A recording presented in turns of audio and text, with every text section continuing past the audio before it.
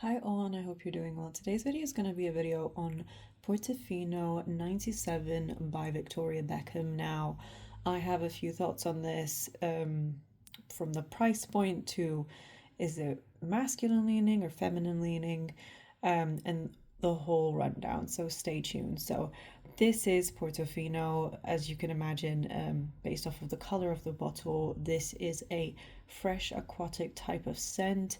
It's very bright. This one is, in my opinion, let me just say this off the bat, this is masculine leaning. There is something about this is just so masculine leaning. There's nothing I feel like that pulls it towards the feminine side. So the top notes are bergamot and black pepper, then you have middle notes of amber and incense, then base notes of patchouli and vetiver.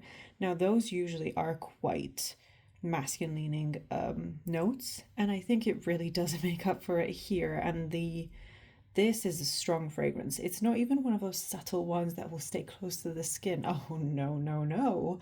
This is not it. This is incredibly loud in my opinion.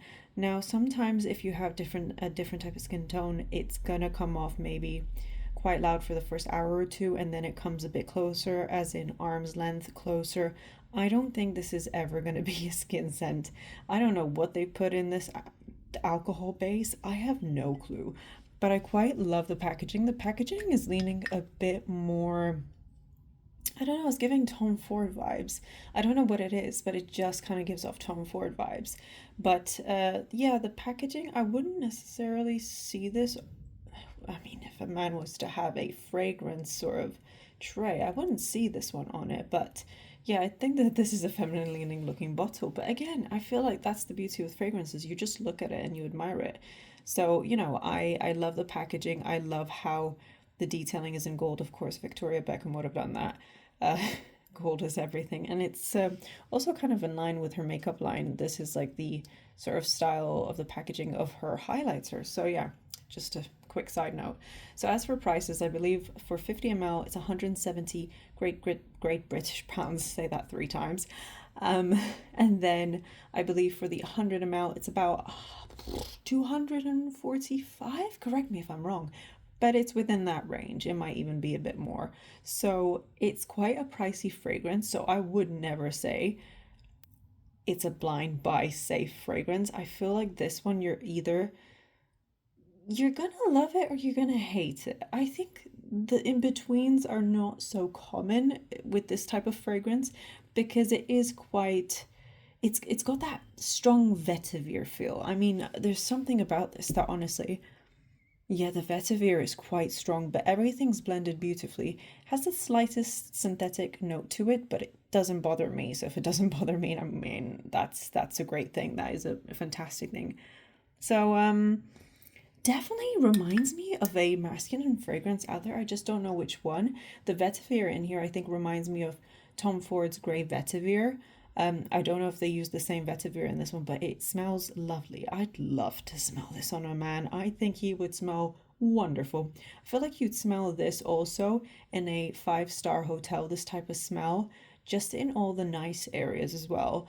I know it's not the greatest of images, as it being a all-rounder smell, but sometimes I love an all-rounder smell, and this gives off that vibe. Now you see this one is, in terms of longevity, just incredible. Just, I'm telling you, it's great. I think you should buy a decant though, because again, of the polarizing factor between love or hate. This one, I feel like it's typically a crowd pleasing fragrance because it being non offensive, it's a DNA that's kind of happened before, that underlying DNA of that vetiver. You can definitely smell all the notes. So if you don't like any of these notes, probably best not to get it. I mean, it's done beautifully. The main notes I get is the bergamot, the black pepper, just a bit, and then I get the vetiver and patchouli, I believe. So mostly for me, it's top and base notes. The least amount of notes that I do get are the mid notes. So if you are local to London, I believe that there is a little pop-up for Victoria Beckham. I'm not sure if it's still there or not, but I believe it is. It might be a permanent one now. So if you do want to go and sniff this, I believe they have this in Harrods and I believe other shops as well, other luxury shops, like possibly Selfridges. It's a good one to go smell. I believe she only has 4 fragrances in her collection. So, I mean, if you have a day trip, make a day trip out of it. Go smell it with your friends and see what they think also, because it's very intriguing to find out whether or not people enjoy it, this fragrance and style of it, whether it's crowd pleasing or not. The thing that bothers the life out of me, and the question I believe a lot of people want to know, is can you see through the bottle? You have to put it to the light and you have to see the level because you're not going to be able to tell what the level's at. So personally for me, opaque bottles are a big no. Don't ask me why I bought this. I was so intrigued by the smell and all the great reviews, and I did actually sample this one before. I sampled it a couple times before I bought the bottle, but then I changed my mind. So I'm thinking for me and many other people, it's a good idea to actually get a 5 to 10 ml decan if you're not so sure and you've tested out a fragrance and you think you love it. Now, I think 5 ml is more than enough, and there's so many different places that do 5 ml decants and even less or more, whatever you want. Um, but I think to just put down money like that on a fragrance may not be the best financial decision. I know we get a kick out of it. I know, I do too. Maybe every now and again, but at this price point, I would not recommend it. This is above £2 per ml, so it's up to your own discretion. I mean, personally, again, for me, I would love to smell this on a man. I think this would smell fabulous on a man. I think it would smell attractive on a man.